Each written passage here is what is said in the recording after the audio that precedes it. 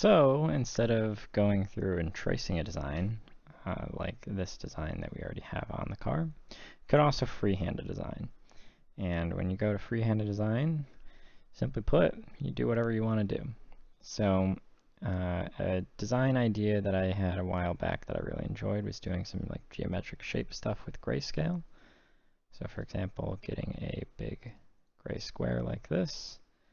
And then after I had this big gray square, using the shift tool or shift button, holding down shift while dragging the resize, you will actually see that it will stay in the same proportion. Actually, I made the gray square on the body color layer. So we want to bring that out to its own layer so it doesn't mess with the white. So if I want to keep this square, I can hold down shift and drag it. We can also hold down shift and we can get these incremental rotations. Otherwise we can freely rotate if we let go of the shift. But this is a design idea I thought was kind of a neat one, was to just kind of have some squares, and I suppose I need to copy this square. And then just paste that around the car at different little angles, just kind of creating some interesting shaping. And so I would have my base layer of these like gray squares, and then I would bring up like a second layer where I'd have like some more squares, oftentimes like kind of smaller, and like next to or overlapping. And then after I finish with the second layer of squares, like so.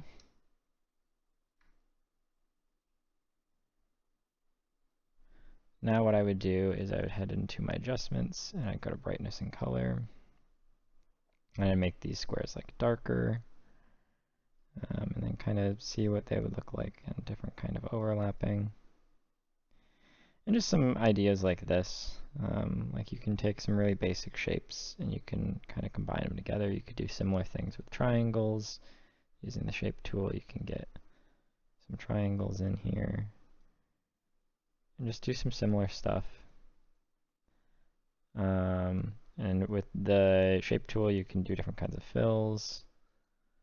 You can even do fills like this. So you can see the kind of differences that are created here. There's all sorts of little things that you can just do with randomized shapes. Just throw them around. Oops, that was on the body color layer.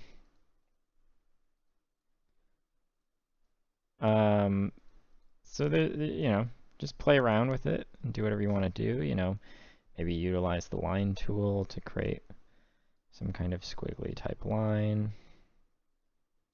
Using these circles to create some kind of curvature. Alternatively, what you can do is, if you want to make the line even curvier, is let's say make like a line like this. And then now we add another line and try to match up that right there. And then do some curving around.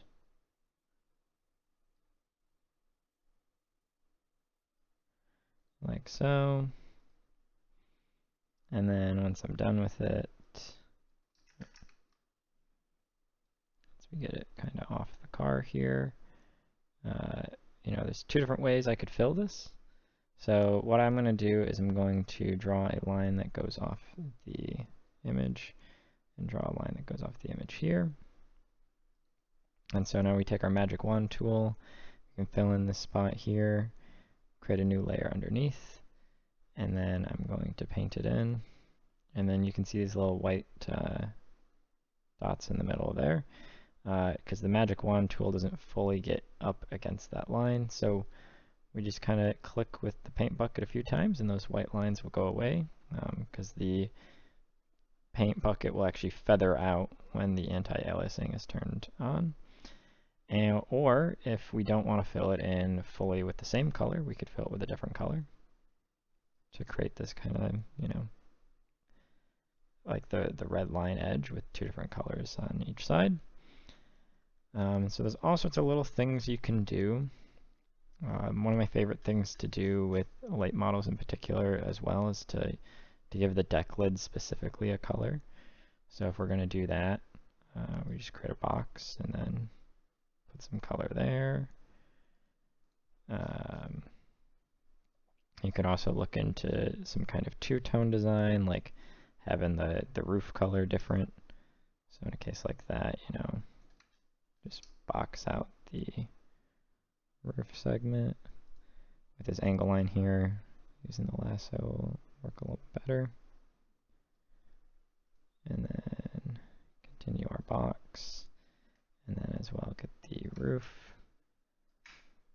By the way, what I just did there, so if you hold down Control, you can create another box and it will continue being selected. If you hold down Alt, you create an anti-box that will remove. So that's a little way that you can mess with the lassos, and lasso does that as well.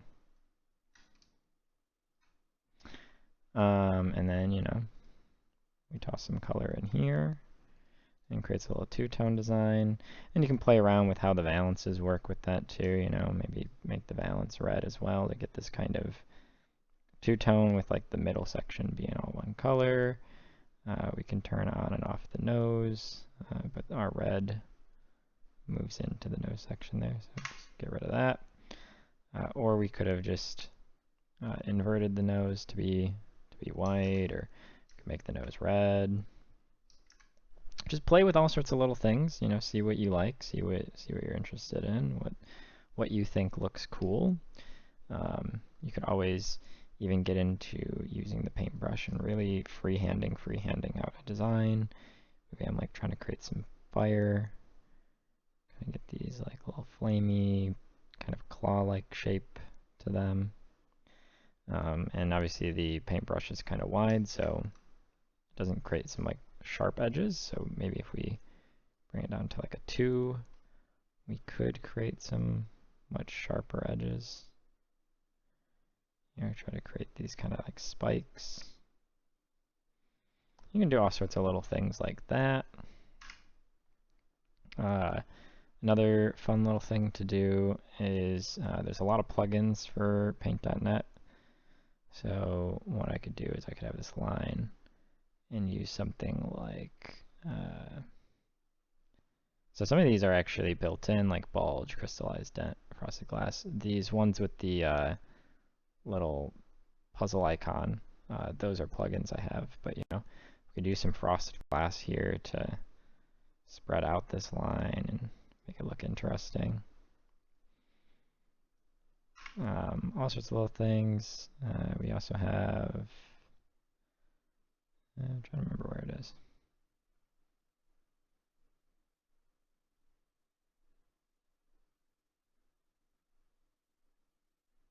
Yes, here we go. So like ink sketch, oil painting, and pencil sketch are all built in, but I really like splatter. This is one of the plugins. So splatter, you can only see the layer that you're on, so I can't see the car itself right now. So this might be something that you create in a design somewhere else, and then you move back in over time. But splatter gets me like these, you know, paint splatters. You can kind of mix and match these around.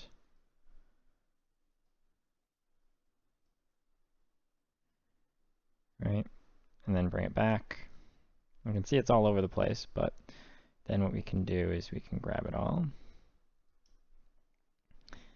And holding down Shift will keep the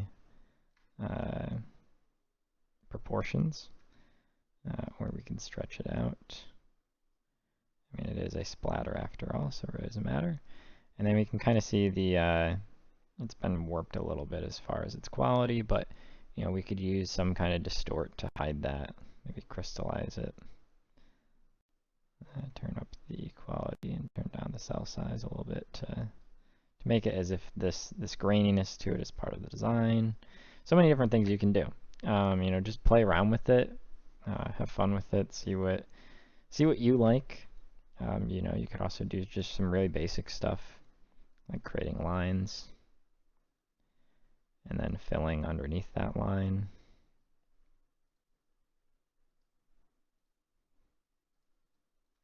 Anything can work. So just try things out.